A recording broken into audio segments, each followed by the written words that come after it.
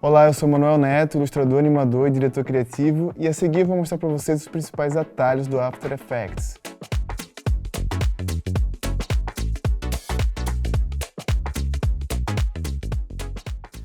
Aqui no After Effects você possui uma série de atalhos que facilitam o processo de animação. Caso você queira conhecer todos eles, basta vir aqui no menu Edit, Keyboard Shortcuts, e aqui você vai conhecer todos os atalhos que o After Effects tem. Inclusive você pode criar novos atalhos ou editar atalhos já existentes. O primeiro atalho que a gente vai aprender aqui é um dos mais importantes, que é para importar arquivos para o painel Project. Para fazer isso, basta apertar Ctrl ou Command I e você vai poder importar qualquer arquivo para dentro do After Effects. Nesse caso, eu vou importar aqui esse arquivo, eu vou importar como um footage e eu vou agora criar uma composição para colocar ele. Para criar uma composição, basta você vir aqui em Composition, New Composition, ou apenas apertar Ctrl N ou Command N. Eu vou importar para cá.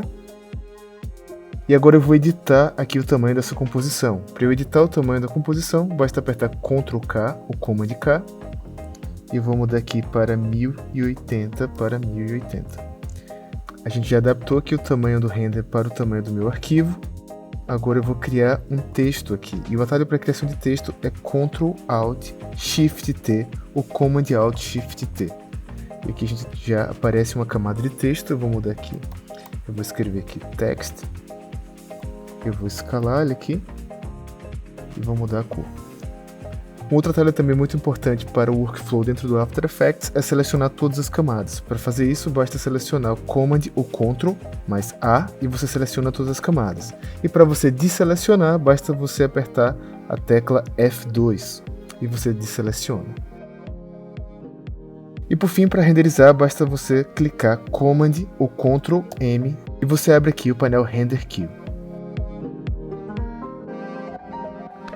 Espero que vocês tenham gostado dessas dicas. Se vocês tiverem interesse nesse tipo de conteúdo, basta seguir o canal. E se quiserem saber um pouco sobre o meu curso na doméstica, o link está aqui na descrição do vídeo.